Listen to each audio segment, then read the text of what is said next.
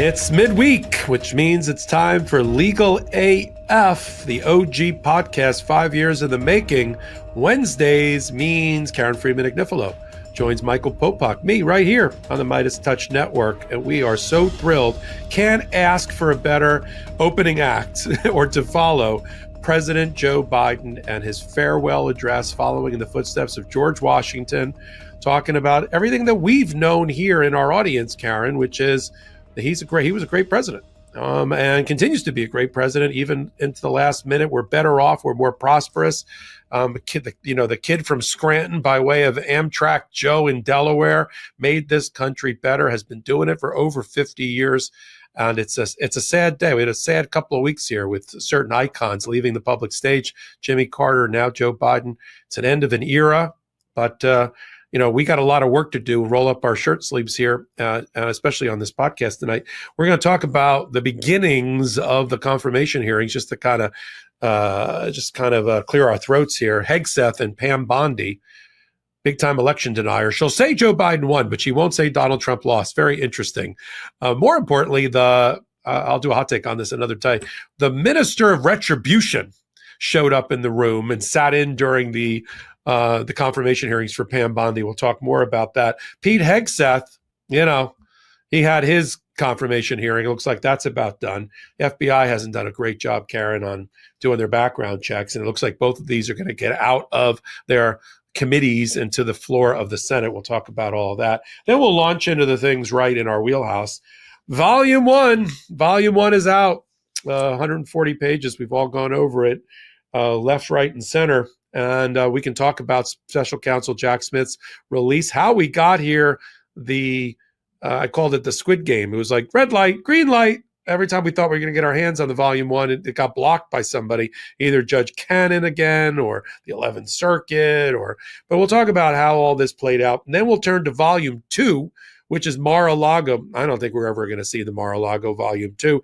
I'm not even sure it's ever going to get to Congress in time. We'll talk more about what Judge Cannon's doing related to that with a hearing scheduled for this Thursday. Then there's been some reporting about Steve Bannon, who's always been Donald Trump's pit bull. It's always been his, apologies to pit bulls. He's always been his henchman. Anything he does is usually because Donald Trump has him do it. And suddenly he's attacking and going after Elon Musk, claiming that he wants to bring him low and get rid of the guy. Is this Donald Trump using Steve Bannon to do some block and tackling? Or is this just an independent beef between Bannon and Musk? Is Bannon jealous? What's going on there? And what does it mean ultimately when, Elon Musk moves into I don't know if it was the Eisenhower building. He's got the office building right next to the White House. What does it all mean? We'll talk about that and if it means anything. Musk, speaking of Musk, got sued today or yesterday by the Securities and Exchange Commission for stock swindling, effectively swindling the American investor and other investors that have $150 million. Why was the suit filed? Is it a good thing or a bad thing? Why is Gary Gensler going out here in all his glory and taking on Elon Musk? We'll talk about it. I think it's a good thing. And then we have a series of decisions by the Supreme Court of the United States that I want to cover with you, Karen, that indicate that I'm not saying they're having misgivings about giving Donald Trump so much power, but they certainly have dealt him 3 losses in a row in the last 7 days, or things related to him or important to him. You've got last week 5-4, the sentencing decision with Amy Coney Barrett rising up there and joining John Roberts, allowing Donald Trump to be forever indelibly marked as a felon. And then you've got this case involving the fossil fuel and big oil, who have been sued by Hawaii, with the case that's been kicking around for a couple of years.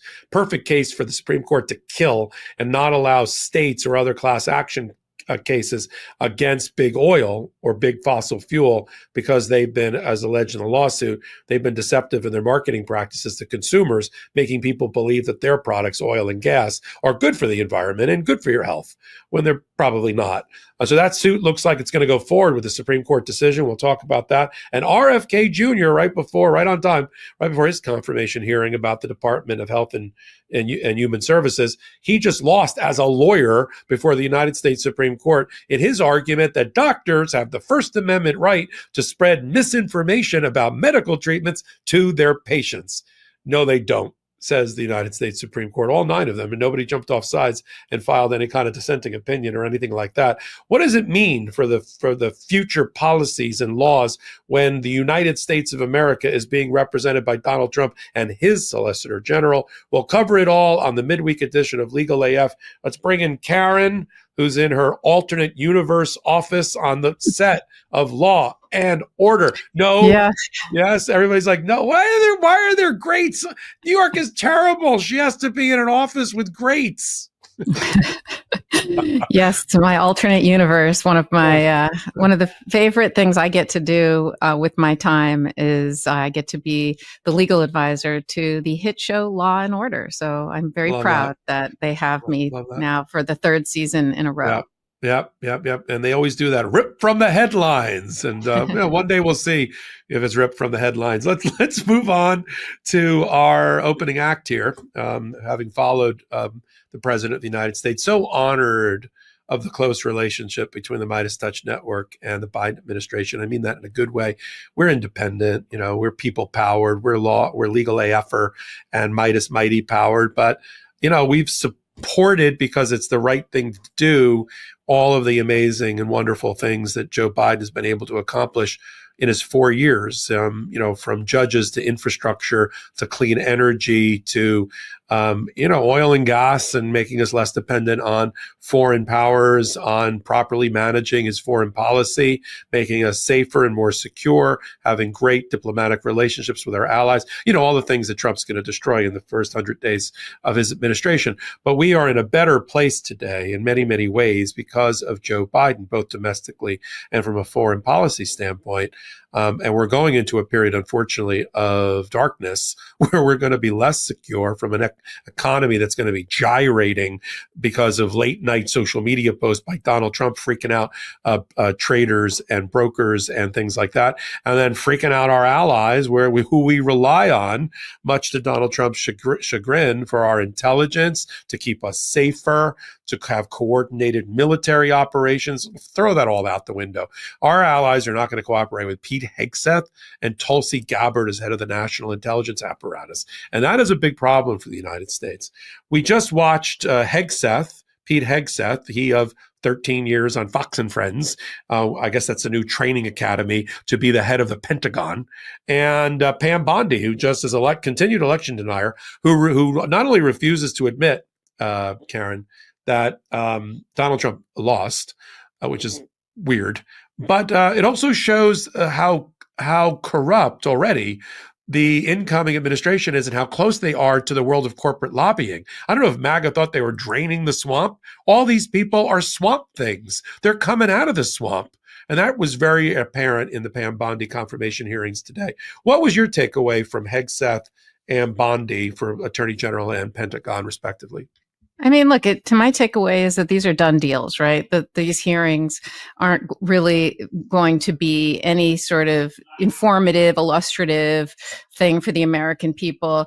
Both Hegseth and Bondi were loaded for bear, fighting back, and really just they are confident. They are confident. I think they wouldn't be this confident and this combative to the Democrats asking legitimate questions if they didn't know they had the votes behind the scenes. And so there's been this huge push behind the scenes for this sort of beauty pageant, where they've been traipsed around Capitol Hill and making sure that they get the votes ahead of time. And then they go in there with this confidence and this defiance, and you just saw it on full display. And the thing that's really, the Hegseth one in particular was the one that struck me the most, because he's got Republicans coming out and saying he's the most qualified person that could lead the Defense Department, which really just, I thought, was such a twisting of what his qualifications are. They've fallen in love with, it's like they've discovered the Ivy League, the uber super conservative MAGA right-wing Ivy Leaguers. Like you've got J.D. Vance, now you've got Pete Hegseth, who went to Harvard and to Princeton. And they sort of, that's like the shiny MAGA object that they think means that you can't possibly touch their qualifications because they have that. So that seems to be where I think it is. And we just have to be very careful. And look, Kash Patel is the one that's terrifying to me. I hope that he does not get through to the FBI. Same with Tulsi Gabbard. Not that Hegseth and Bondi aren't also equally concerning, frankly. But Hegseth in particular, look, he's going to have the entire United States military essentially in his hands. And these are the lives of our service people. And I just hope he has the humility to handle this job and to take on this job and to keep our service members safe and keep their lives safe. And frankly, to treat women who are in the military, the many, many thousands of women in the military, with the respect and dignity that they deserve. So it's a big job ahead of them all. And same thing with Pam Bondi. She's going to be head of the Department of Justice. And frankly, the career prosecutors that work there are some of the finest in the nation. So hopefully there isn't much damage that can be done there. It shouldn't be a political place anyway. Prosecution should never be about politics. It should always be about following the facts and the law. So my hope there is that it's just, happens to have somebody at the helm that has a different politics as I might have, but that nonetheless the standards of the Department of Justice will still remain the same. That's my hope. I know I'm slightly optimistic, but that's my hope of how it's going to go. But we haven't even gotten, like I said, to the ones that are most concerning. That are coming up, but we have to steel ourselves for 4 years of MAGA, right? So, and this is just, it's starting now. If people tuned in, they might think that we flip scripts.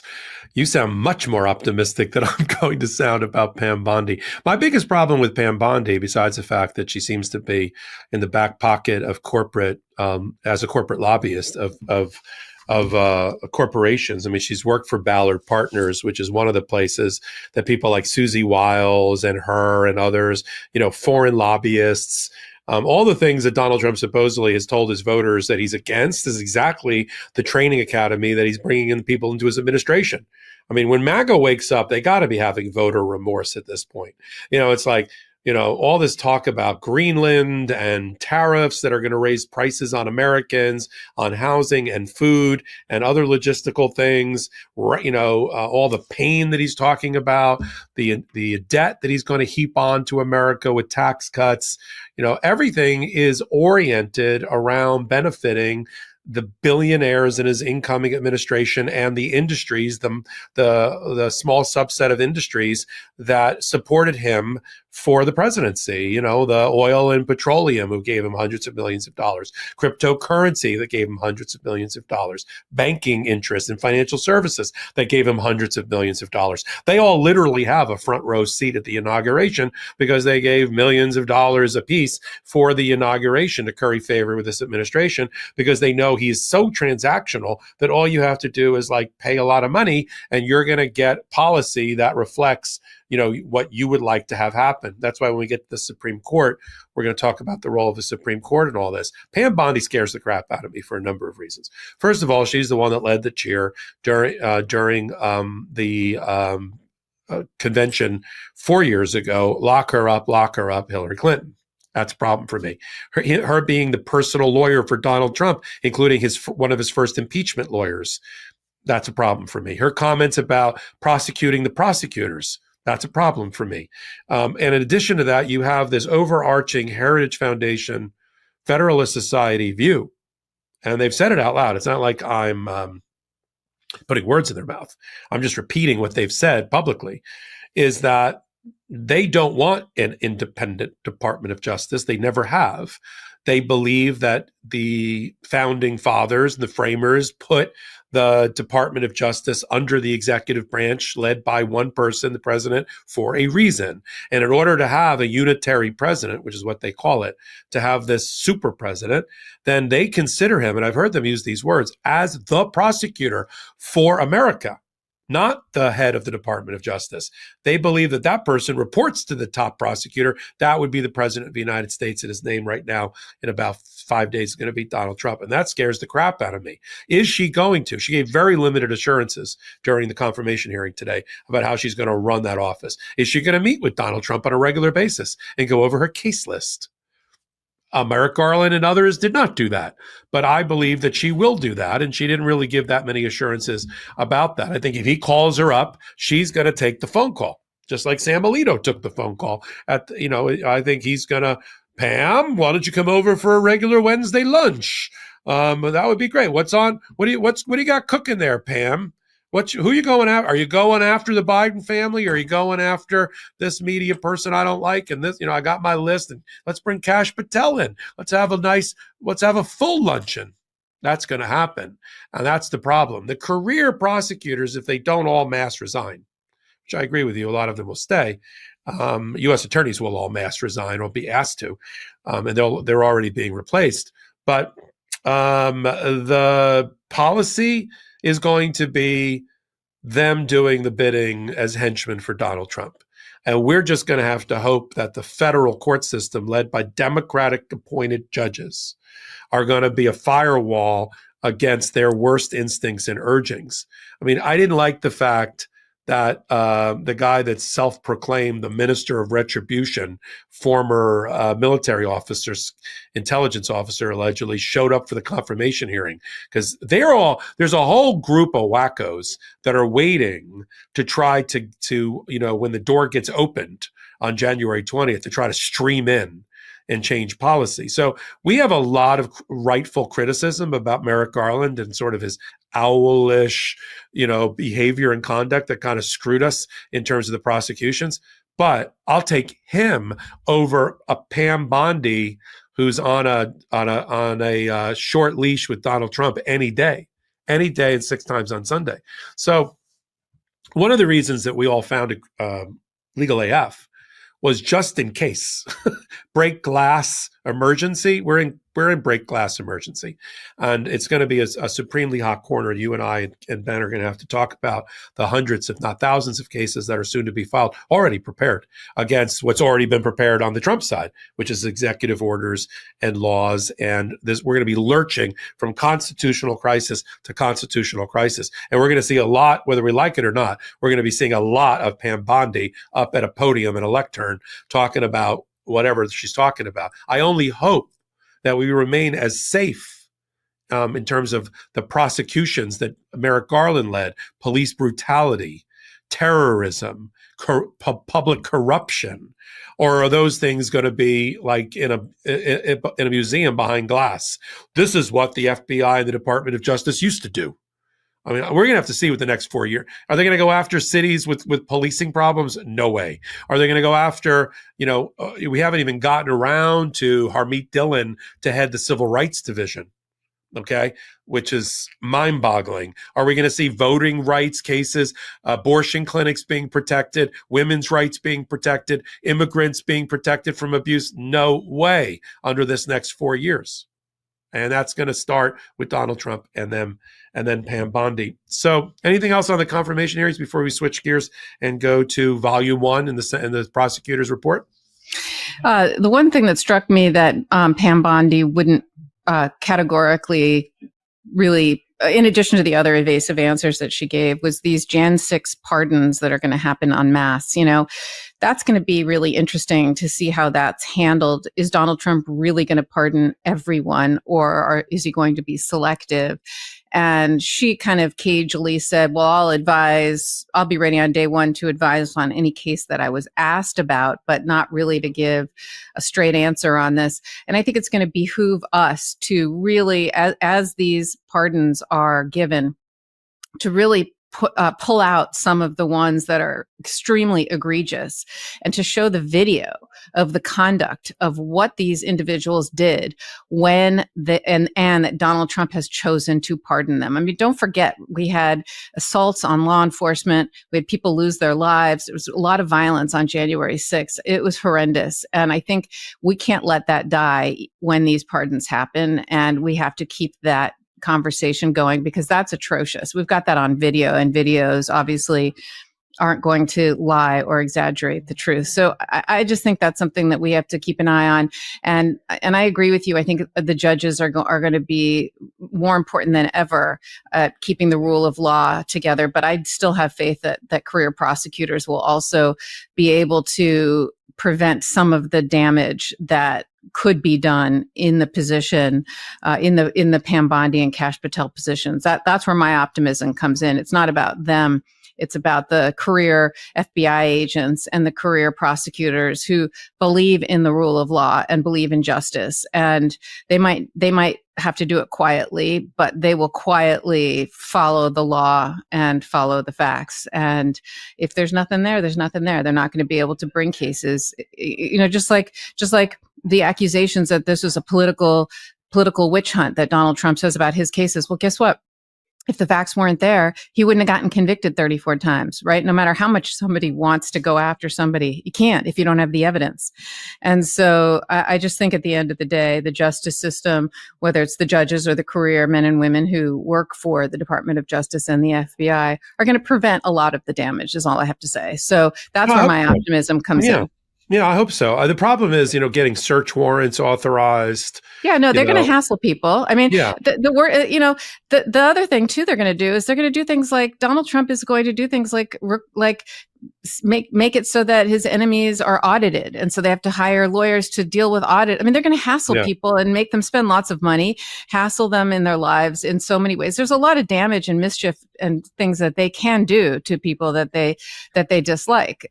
Whether it's it could be as retributive as these mass deportations are what they're going to do. I mean, they're going to do a lot of damage. That's for sure. And or at least they're going to try. I just think that I was literally just responding to this one thing about how I do think there are some stopgaps in place that I think I'm optimistic will at least prevent some of the damage. Yeah. I want to talk more about your prosecutor background and what you think line prosecutors and career prosecutors can do to help. And it'll be perfect because we're going to be talking about Volume 1, how smart Jack Smith was in so many ways to do Volume 1 and Volume 2. We were debating a month or so ago whether it would be 1 volume or 2 volume. Thank God it was 2 volumes because 1 got out without having Judge Cannon interfere with it.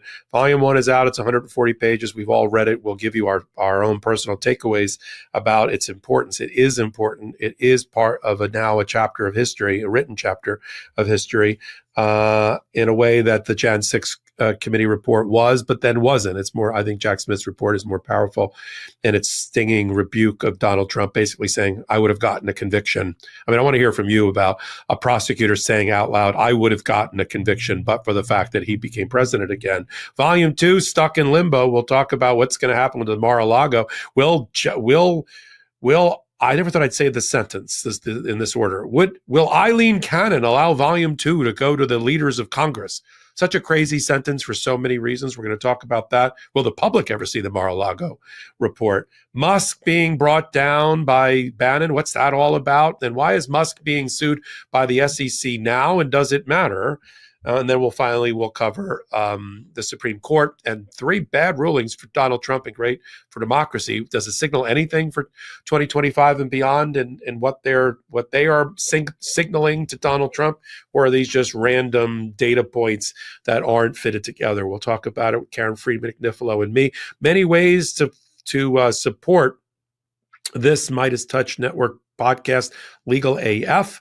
As people know, we are people-powered. We are Midas Mighty and Legal AF are powered, meaning we are completely independent media. Nobody tells us what to say. I don't even know what Karen's going to say. I barely know what I'm going to say, let alone having any kind of conference with the suits like Jeff Bezos telling us what, bigfooting us and telling us what not to say. And there's a certain amount of fresh air that comes from that, a breath of fresh air that comes from that. And we do that for you, and our audience, I think, appreciates it. Hit the thumbs up, hit the comment section, give us a rating on our podcasts, which helps the algorithms tell the world that we're important to you, and then come over to Legal AF, the new channel that I'm curating, with the Midas Touch Network. We're already at over 400,000 in 4 months, well on our way to our March, our drive for 500,000 by our half birthday, all because of you. I'm doing the content with a lot of other people, but it is all because of you. Hit the free subscribe button there.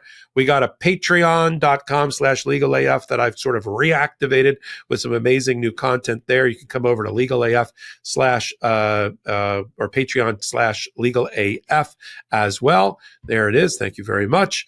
And then we've got an amazing group. I know that word gets overused, a little bit hackneyed, but Jordy has put together an amazing collection. He's curated an amazing collection of sponsors. And what I love about these sponsors is they committed after the election, effectively. And they know what our channel's about. They know we're pro-democracy. They know who our audience, what our audience makeup is, and they want to be here with us. And we're so thrilled to have them. And now we're going to take our first break with some of our pro-democracy sponsors. Lumi is a whole body deodorant that is safe to use anywhere on your body. Your armpits, under your boobs, your thighs, your belly buttons, your butt, other areas down below, and your feet. It's created by an OBGYN who saw firsthand how normal body odor was being misdiagnosed and mistreated. It is clinically proven to block odor all day and control odor for up to 72 hours. Lumi deodorant product options are a solid stick deodorant, if you like that, sweat control deodorant, spray deodorant. All products are baking soda free and paraben free. They're pH balanced for safe use below the belt. Choose from a variety of fresh, bright scents like clean tangerine, lavender, sage, or toasted coconut. Lumi's starter pack is perfect for new customers. It comes with a solid stick deodorant, cream, tube, deodorant, and 2 free products of your choice like a mini body wash, deodorant wipes, and free shipping. As a special offer for listeners, new customers get 15% off all Lumi products with our exclusive code. And if you combine the 15% off with the already discounted starter pack, that equals over 40% off their starter pack. Use code LEGALAF for 15% off your first purchase at lumideodorant.com. That's code LEGALAF at LUMEDEODORANT.com. Please support our show and tell them we sent you. Come closer. I have a secret I want to share with you. I have a secret superpower that always gets me a seat in hard to get into restaurants. I point to the maitre d' or host or hostess and ask right away when I walk in, hey, did anyone ever tell you you look exactly like, and now fill in the blank quickly of someone they at least vaguely look like, and smile. Like I get David Duchovny back in the day, or Senator Sheldon Whitehouse with less white hair. A secret weapon is a great asset to have in your back pocket. It helps you get ahead in life. And that's how Mack Weldon thinks about clothing, as a secret weapon. Timeless, classic style that's infused with performance fabrics and hidden details. Whether you're looking for light as air underwear, anti-odor tees, or sweaters with lightweight warmth, Mack Weldon has a full range of clothes that feel comfortable all day long and never go out of style. I adore all that Mack Weldon has to offer. And this time of year, I can't get enough of their sweater shop, where the sweaters combine the softest tech fabric and merino wool or cashmere, like I'm a cardigan man. And I love the clean look and shawl collar with buttons of their warm knit cardigan in foxhole heather. And more importantly, my wife gives me that knowing wink when I come down the staircase in head-to-toe Mack Weldon. Mack Weldon's clothes are not flashy, just classic, always in style and made from the world's most comfortable performance materials. They look like regular clothes, but feel like the latest in modern comfort. They're the go-to choice for guys who want to look great without even trying. And I forgot to mention that Mack Weldon has you covered underneath too, with their air knit underwear collection of breathable underwear that keeps you cool, dry, and comfy all day. Get timeless looks with modern comfort from Mack Weldon. Go to MackWeldon.com and get 25% off your first order of $125 or more with promo code LEGALAF. That's MackWeldon.com, promo code LEGALAF. And we're back. All right, perfect opportunity for our former prosecutor, best friend, podcaster, Karen Friedman Agnifilo, to talk about the role of prosecutors and what, through her unique lens, speaking of unique lenses, through her unique lens, what Volume 1 said to her. How did it speak to you, Karen? And then what were your takeaways of it and its importance in history? Yeah, so Jack Smith is required by statute to provide a report to the Attorney General of the United States and to Congress, and to talk about his investigation, what it is, what it isn't, why he brought certain charges, why he didn't bring certain charges. And this is what the law, the various statutes that make up the special counsel law requires him to do. The very law that, of course, Judge Cannon said is unconstitutional and does not apply, and he was unconstitutionally appointed, but that goes for volume 2. So he was required to provide this report. This is what special counsels do, and sometimes they are released. And so, for example, we saw the report that was released about Joe Biden on the classified documents, that whole thing where that special counsel talked about things that were inappropriate, right? Talked about his mental acuity, et cetera. But that's what happens. You release these reports. Same thing with Bob Mueller, et cetera. So these reports are nothing new. The January 6th report, I was less excited to receive, although I 100% agree it had to be made public. We have to have this be a part of the official record of history. But I suspected, given the detailed indictments that have been filed, both the original indictment and then the superseding indictment, as well as Jack Smith's voluminous description of what the evidence was that he filed in the case, we sort of knew what the case was and what would be there. And so from that perspective, I certainly didn't see anything surprising or new that we didn't really know before in the report. The Mar-a-Lago, that report is the one I've always thought I really wanted to see, because that one has largely been a lot more not in public view because of the nature of that case, right? First of all, there was no hearings on it the way there were with the Select Committee in Congress, the Jan 6 hearings. So that's where a lot of the information came out of the January 6th one, but also because of the nature of that case with the classified documents. A lot of things in that case were done under seal, or the documents or the filings were redacted. And so there was a lot we didn't know in that case. And so that was a case I really thought would have been incredibly powerful to be released, given the egregiousness of Donald Trump's conduct, right? Donald Trump always had a one step removed from the violence of the January 6th case, right? Oh, I didn't, and Jack Smith alludes to that in the report, that the reason he wasn't charged with incitement to, with the insurrection part of it, was because you have to have a direct correlation, this intention to cause the violence.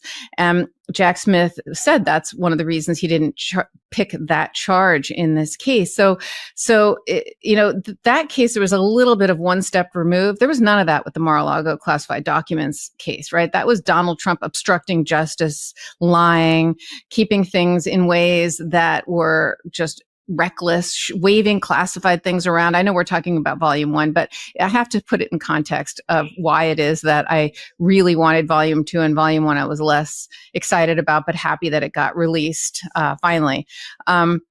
The thing about volume 1 that was interesting, more than the 180 or so pages of the report, was Jack Smith's 4-page cover letter that he wrote. He accompanied it with a cover letter, something I don't recall ever seeing before. Normally, the report is the cover letter, if you will, with like an executive summary. But he wrote a letter, and I thought that was really interesting. In some ways, it was him defending his investigation. It's like he's been really attacked, and he felt that the prosecutors he's been working with, the special counsel, the assistant special counsels that he's been working with, the agents he's been working with, it was as if he felt he had to defend the men and women working on that case because they've been under siege and attack, and these accusations and all the things that Donald Trump and his followers have done. He had to defend them. And so that was what I thought was most interesting, was this vocal kind of defense of himself and of his people and of their investigation. And just to talk a little bit about what you said that was in that 4-page cover letter, that was somewhat interesting. I had to reread that sentence about that Jack Smith talked about when you said how he said he could get a conviction in the case. That's how I read it at first, but I had to reread it because it really isn't what he was saying. What he was saying was, but for Trump's election to president, there was sufficient admissible evidence to obtain and sustain a conviction at trial. Really what he was doing was he was laying out what the legal standard is that a prosecutor has to bring in a case. So, for example, we used to often say when we would not bring a case, you'd say, look, I don't feel the evidence shows that I could prove this case beyond a reasonable doubt.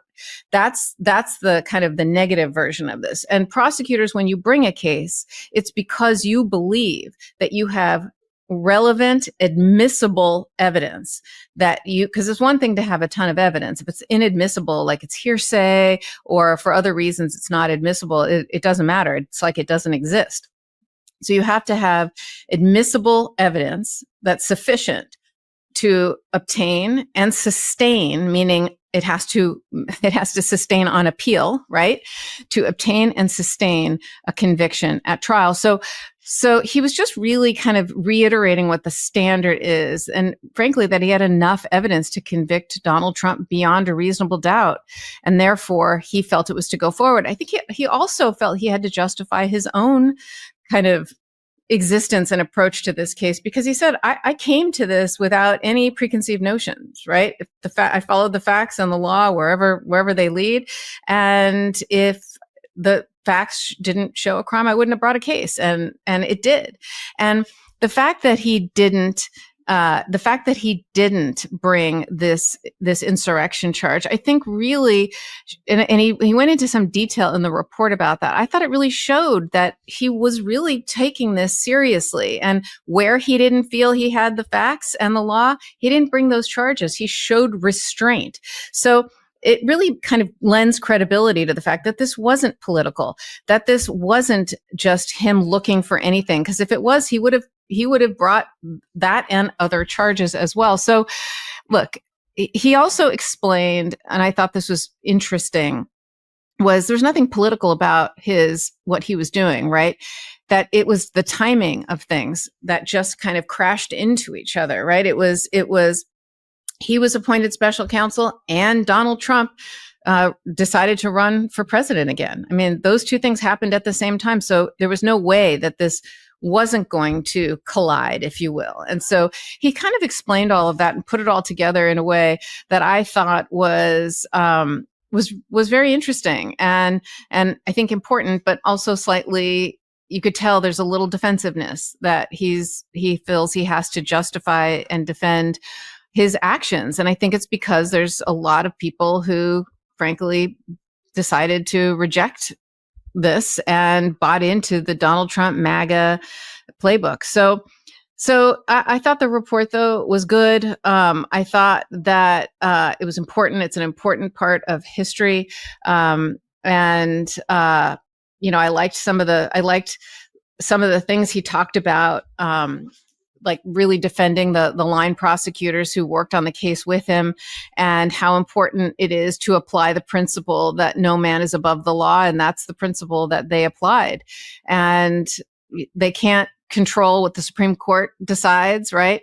They can't control what the public and how they're going to vote. That they talked about those two things. And they couldn't control that the Supreme Court was going to decide that one man is above the law. So what they did was they put politics aside, and they put all the things that they had no power over and control over aside, and just did what prosecutors do, which is and what Jack Smith has always done. He's a career prosecutor who's never been in the private sector, at least to my knowledge. And he just did his job for the right reasons and did his job for the country. And this is where they came out, right? You apply these facts to the law, and Donald Trump, these 4 charges were utterly appropriate. So that was what I kind of took away from the report. That I thought it was an important part of history. I'm glad he laid it out in detail, and the cover letter I thought was really good to put it in context for people. Yeah.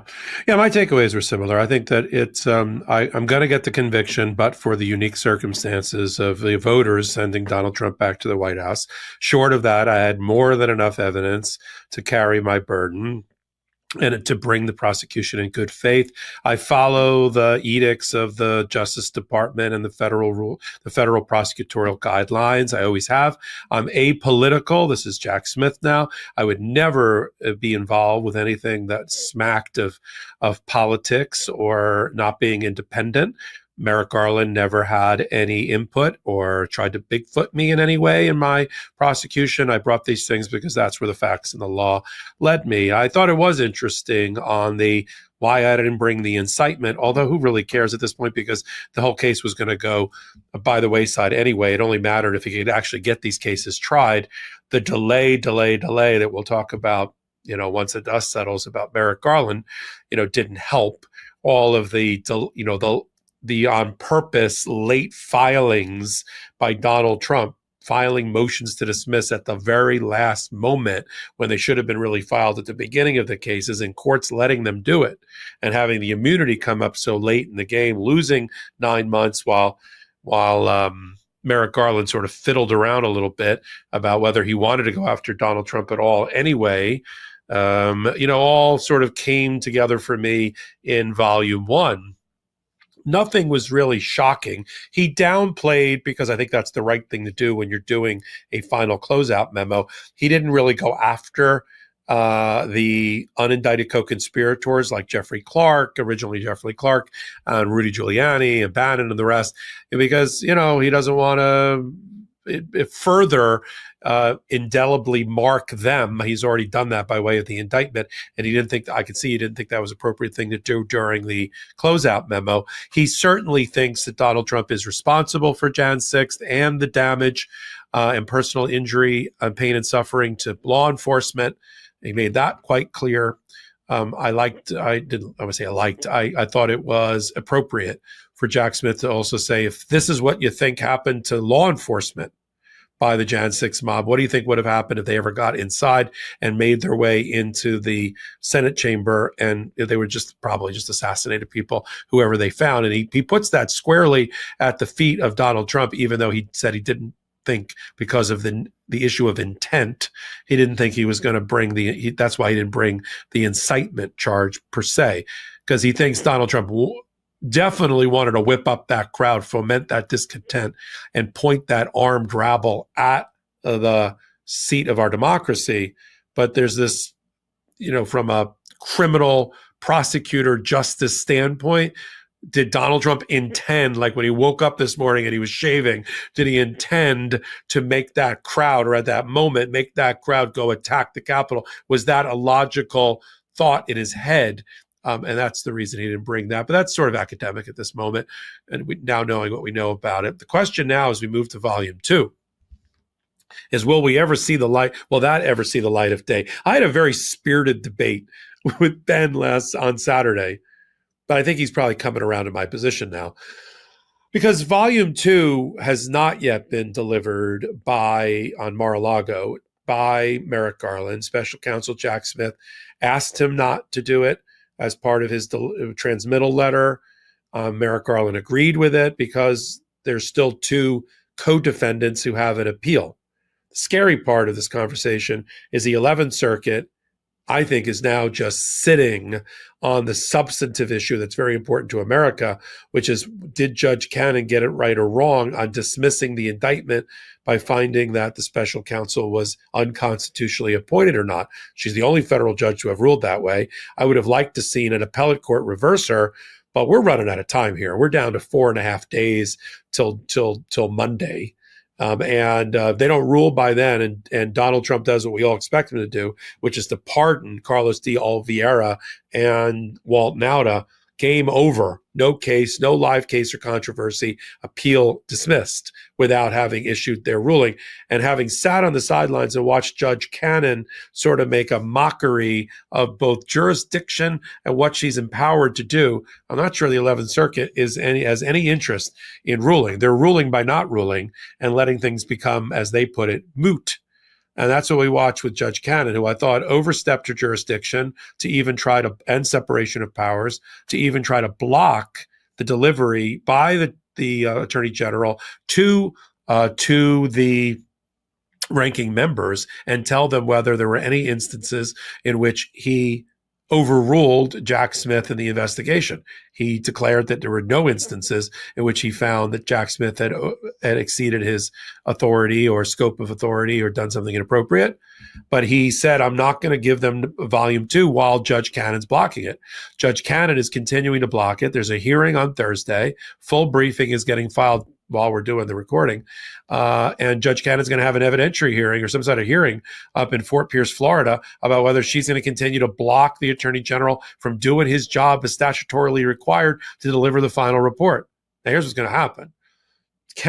Merrick Garland has said that he would like, and if he was the Attorney General at that right moment, he would like to release Mar-a-Lago Volume 2 to the American public. It's in the public interest. But that's like a note he's leaving on the desk of Pam Bondi, because he's not going to have time. If she rules on Thursday, let's take it from there, Karen. She rules on Thursday, Eileen Cannon. She rules, nope, I'm going to continue to block Volume 2. She doesn't really seem to have any respect for Congress or the separation of powers. Nobody seems to be intervening with amicus briefs. So she continues to block it.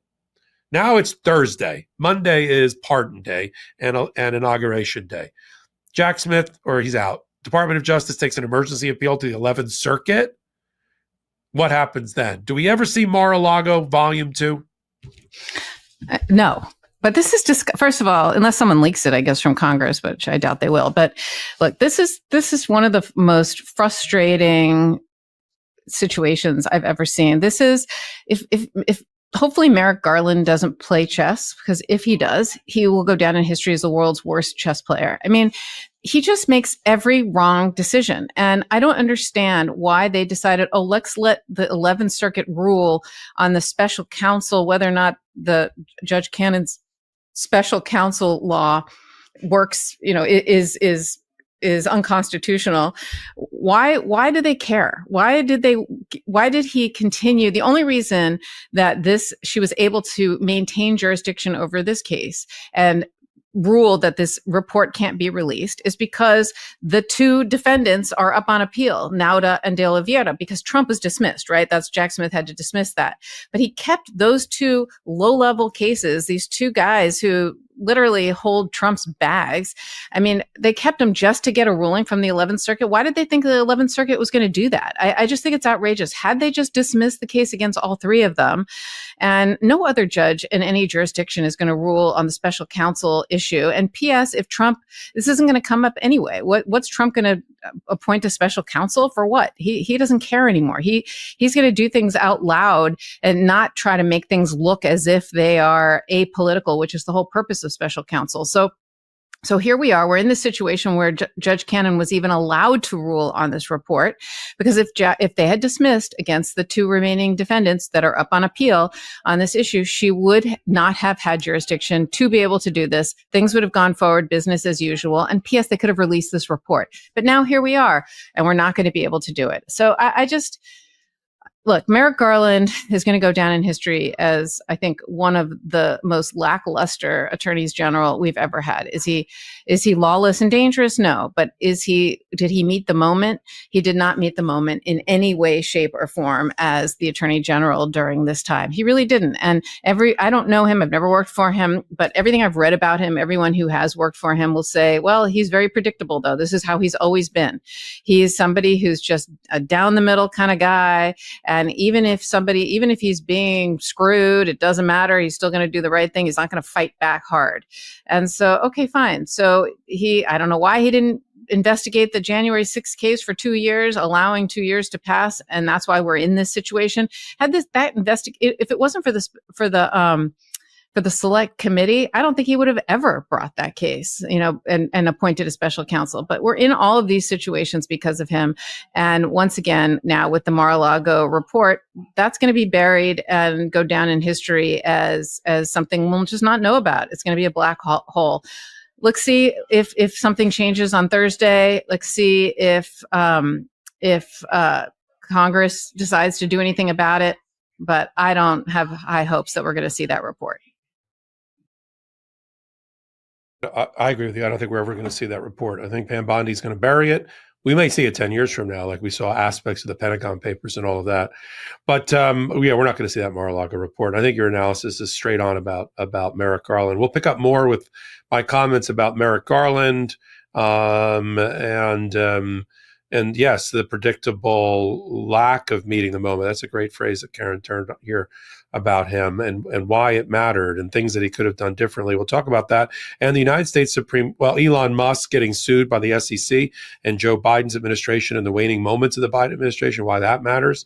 And then the Supreme Court starting to push back or shove back against Donald Trump already, maybe signaling that they're having second thoughts about how much power they gave a felon who is now going to be taking the oath of office to uphold the Constitution. Who's watching that inauguration? I'll tell you where it's not going to be. It's not going to be on the Midas Touch Network. We've made an editorial decision that we're not covering that, taking a page out of Michelle Obama's book. She's right.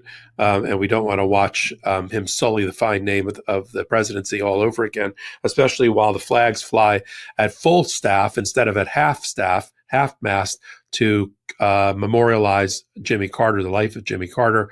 Another terrible, terrible, unpatriotic, uncivilized move by MAGA. We'll cover all of that. We're talking about ways to support the channel, the network, and all of that.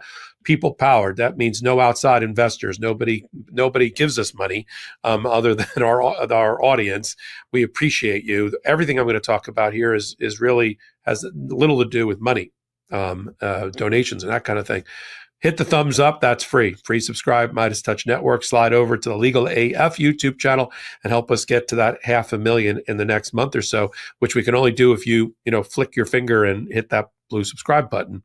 Then we've got advertisers, amazing advertisers this year who know what we're all about and want to be here for it. And we're going to move to that next. We've got podcasts and other ways to support the contributors.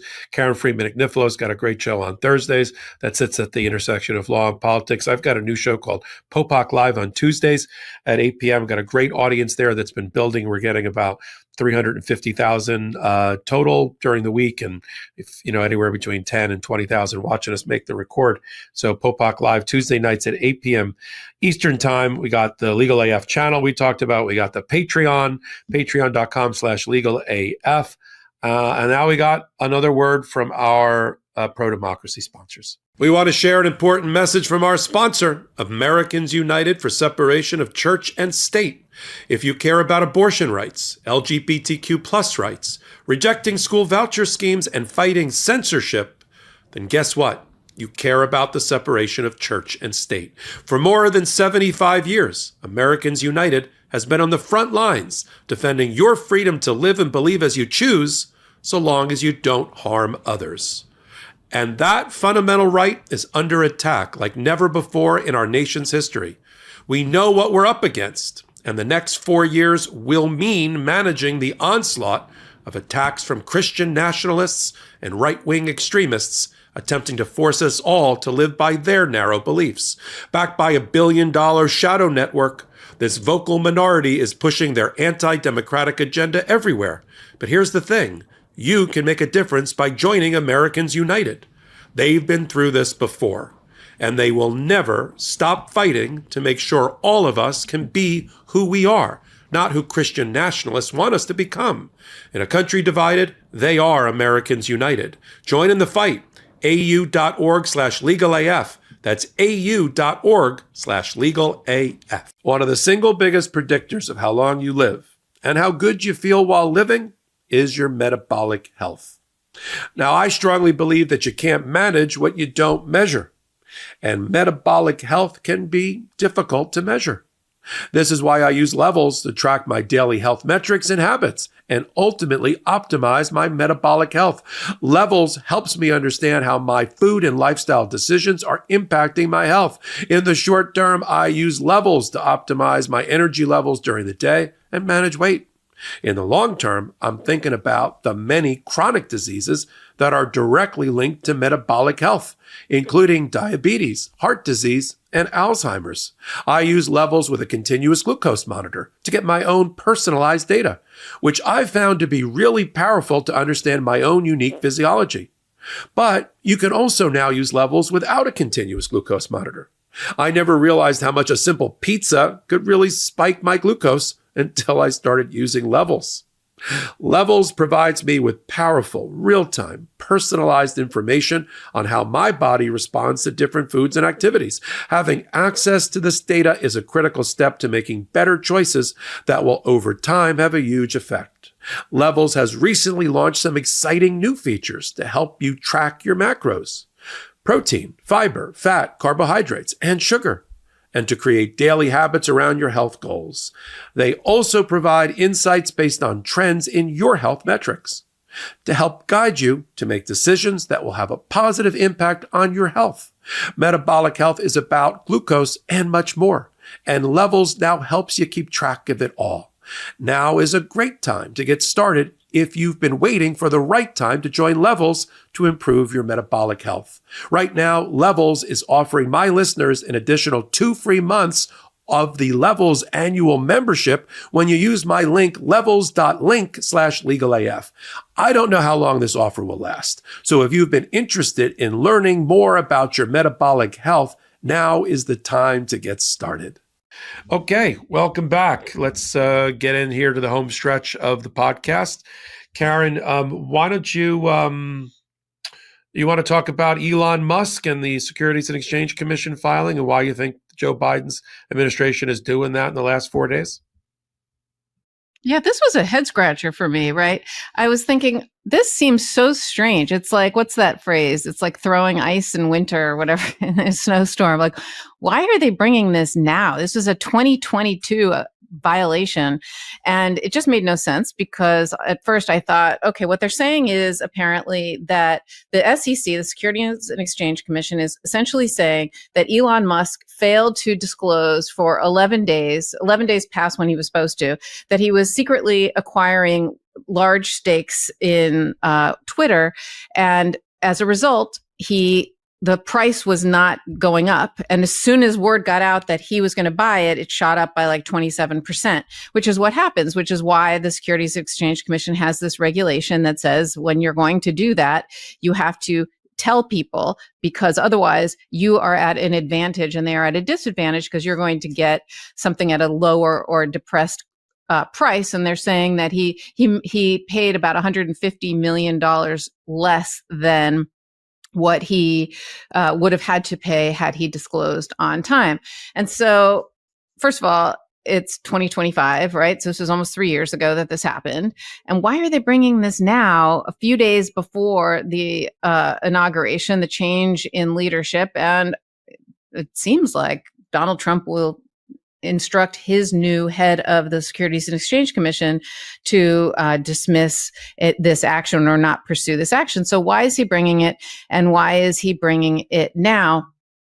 And when you look at how Elon Musk has treated Trump, and how Elon Musk has treated the SEC. Sorry, that was a slip. When you look at how Elon Musk has treated the SEC and the SEC's attempt to talk to him and get him to sit for a deposition, answer questions, do all the things that you're supposed to do in this and other matters, he just basically does the F you middle finger to the SEC. And it's kind of like, you can't touch me. And that's how he's been acting. You can't touch me. And so I have now come to the decision that the reason they're bringing this is because they have to. They have to. They can't let it go. You can't let someone just consistently give the middle finger to our regulators. You just can't. It's not fair, especially the richest man in the world, right? And especially somebody who is going to hold lots of government contracts, So, to me, it just seems like this is a situation where he kind of had no choice. You can't let the richest people, you can't have two different sets of rules, one for the richest people and one for everybody else. And so he had no choice. I just wish, given the timing, I wish they'd brought it sooner. This makes it look political, and I didn't love that. But that's, I think, where we are and why it happened, even though it looks like it's going to die. Yeah. Okay, I'll pick up with that now. So, before I turn to the SEC and Musk, we got a new order that's come in. Judge Cannon, in one of her infamous paperless orders, has decided, in her infinite wisdom, that she's going to let Donald Trump back into a criminal case that he was dismissed from. Trump moved to intervene in a case he was dismissed from. My argument would be that he's back in the case. He should continue to be prosecuted. But she's going to let him be heard with his lawyers in her courtroom this week about whether the Mar-a-Lago Volume 2 should be released. It's just a terrible turn of affairs. It just shows you how Judge Cannon is bending over backwards to help Donald Trump. He should be nowhere in this case. Intervention in a criminal case is never allowed, almost never allowed. To have him intervene in a case that he's been dismissed from, a criminal case, is an affront to our criminal justice system, is beyond the pale. But, she's doing these things now because she knows that she can get away with it, because the 11th Circuit keeps issuing orders saying things are moot. We're running out of time for appeal. So she's like, I think it'd be interesting to have Donald Trump's lawyers in the room in a case that she dismissed, and the Department of Justice dismissed Donald Trump from that case. So the 16th, which is the hearing on Thursday, is going to be quite interesting now. The Department of Justice has been ordered to turn over Volume 2 in camera to Judge Cannon for review. I mean, it's become an entire cluster F, or cluster legal AF. But anyway, let me go back now. I'm hoping to have Karen back on the pod today, but she is, as we know, on the legal on the Law and Order set. So let me see what I can do here to conclude the podcast on the Elon Musk thing. I think there's another reason that the case was brought against him for stock swindling, which is effectively, let me just explain what happened here. When Elon Musk was buying up Twitter stock to buy it, he had an obligation under the securities laws. We call it a Reg 13D requirement to inform the investing public so that there's equality of information in investors. In other words, big time investors don't get an informational advantage. It's a level playing field. He was supposed to acknowledge and inform the world that he was buying up huge portions of the Twitter stock as a prelude to buying the company. And when he got to the 5% ownership mark, where he owned 5% of the outstanding shares, he was obligated to tell people. Why? Because if you're holding Twitter stock, you may not sell, or you'll sell at a higher price because it looks like Elon Musk is taking a position to acquire the company. And Elon Musk effectively saved $150 million, or swindled other stock owners $150 million, because he didn't tell people until 11 days after he hit the 5% mark. By that time, he hit the 10% ownership mark, because 11 days in stock purchases is a lifetime. And so he bought the stock for $150 million less as soon as it was announced. When he finally got around to filing, I own 9%, the stock shot up 27%. That just shows you that the investing market did not know, would have wanted to know that information, and it was denied to them by Donald Trump, by Elon Musk. See, I had my own Freudian slip there. Why is it important in the waning days of Gary Gensler's SEC? Because the more the Biden administration does, the more Donald Trump has to undo, right? The more he piles up in front of him. Talk about building a wall.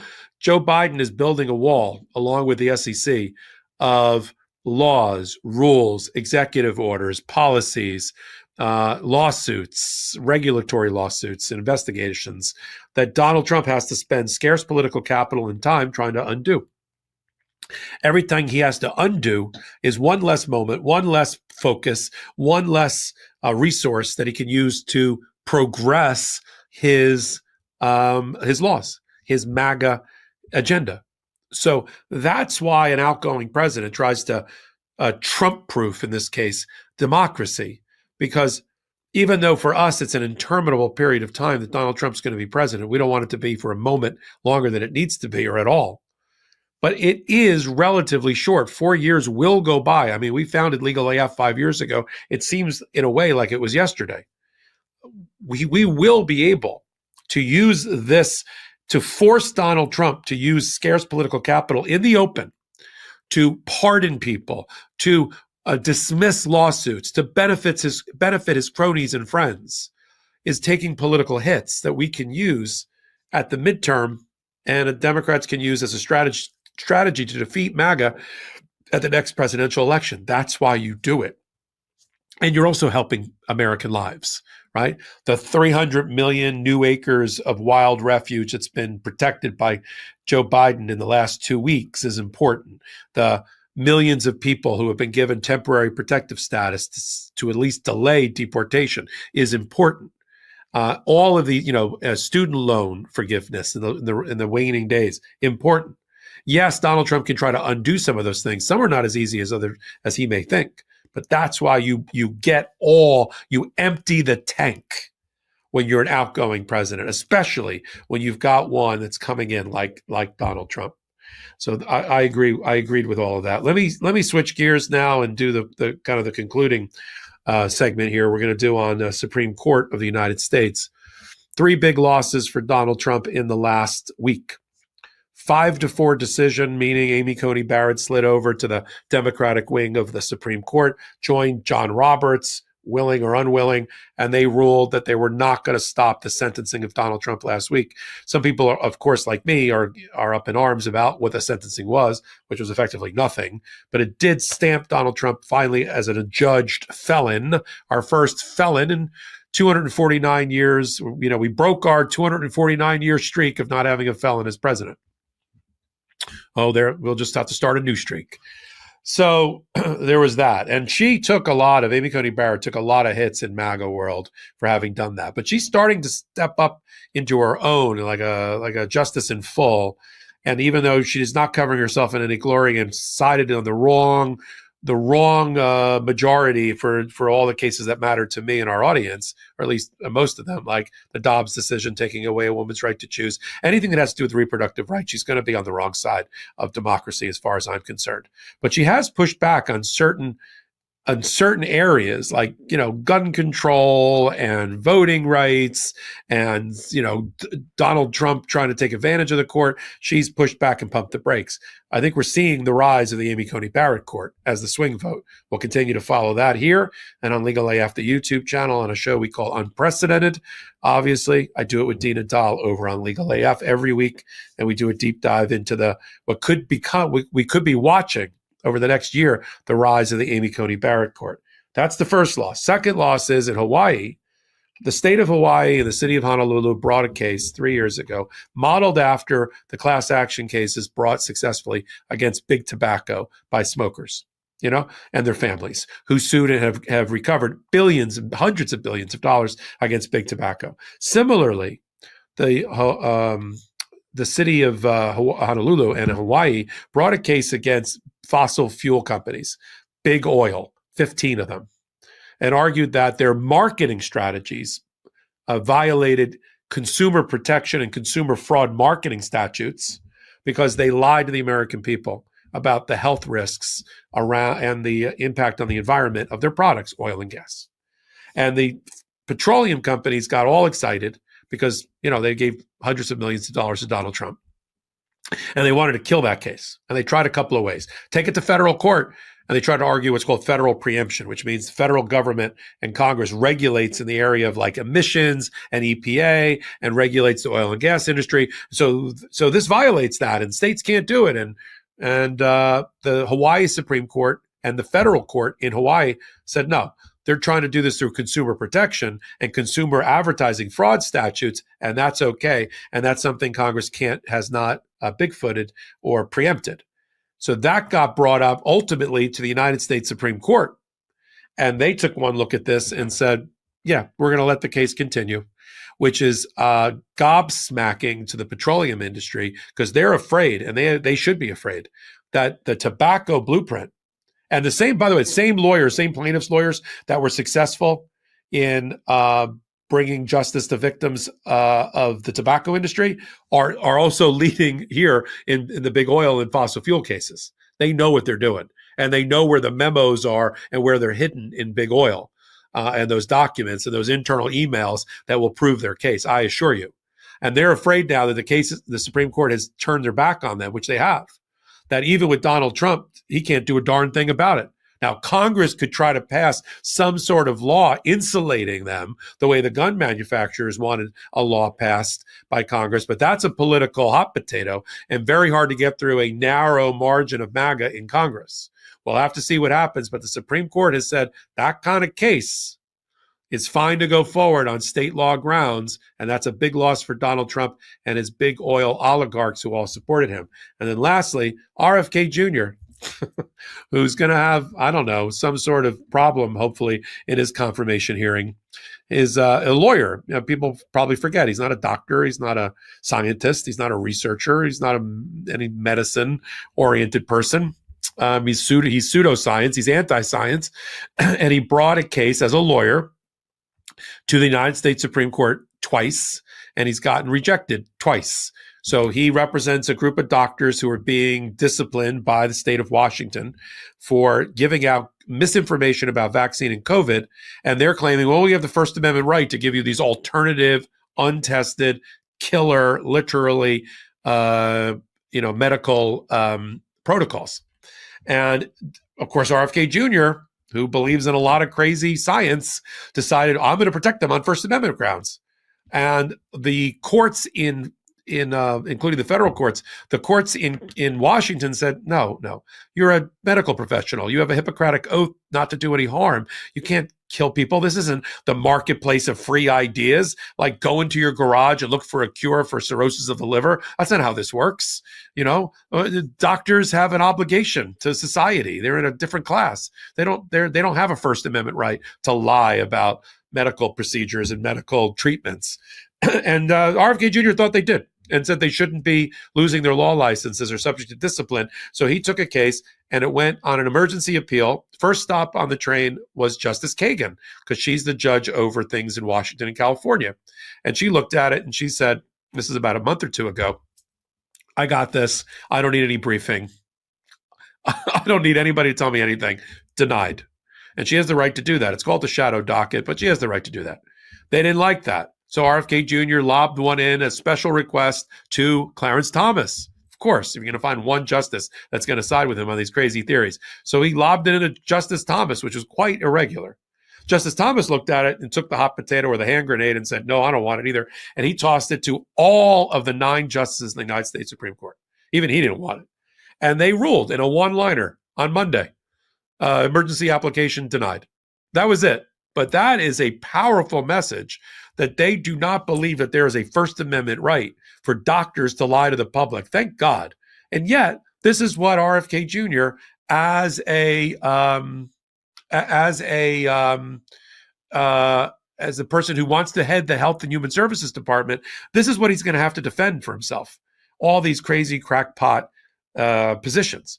So the question we have, we're going to leave it on this podcast to be answered in later versions of this podcast and on Legal AF and on Hot Takes and that kind of thing is the Supreme Court starting to have second thoughts? And are they now, is the 2025 and into 2026 and beyond terms of the Supreme Court going to be about not benefiting Donald Trump, but holding his feet to the fire, not believing everything that comes out of the mouth of John Sauer, his new Solicitor General, former criminal defense lawyer? Are they going to that say, basically, we gave you immunity on criminal cases, but on your crazy crackpot policies that you're bringing before us, we're scrunching up our nose here on that.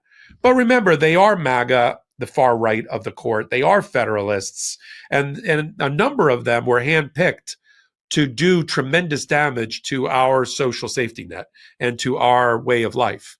That's Amy Coney Barrett, who I talked about earlier, Gorsuch, and Kavanaugh. It's not that Republicans are all bad when they're Supreme Court justices. Most of my life, most of my adult life, we've had a Republican appointed Chief Justice. That's not the problem. The problem is when 3 of them have been handpicked to dismantle our society. That's been the problem. So Well, Karen's back. So I kind of wrapped there, Karen. But if you want to comment on anything related to the Supreme Court or anything else, why don't you have the final word?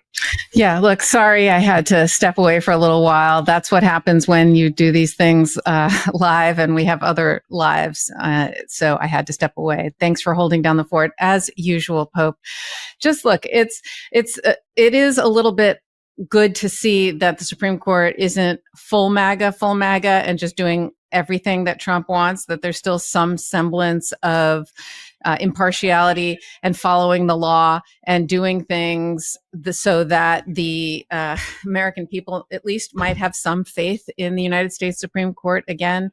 And so that is a good thing, right? And as you were just saying, Amy Coney Barrett seems to be somebody who is really asserting her independence along with Chief Justice Roberts and will side with the liberals when they think that is the right thing. So it does look like they are at least trying to follow the law as they see fit. And hopefully that will limit some of the damage that could and will occur in the future. So I think it's great that you have started this new show on the Legal AF YouTube channel with Dina Dahl, where you are talking about all the Supreme Court cases and you're really informing everybody and keeping people up to date on what they're doing, what they're not doing. It's called Unprecedented, and it's an invaluable service that you are providing to the general public, because the Supreme Court is this kind of lofty ivory tower thing, and so much happens there. And it's not just about the decisions that they hand down, but it's also about the cases they decide not to take, the law that they've decided to keep in place.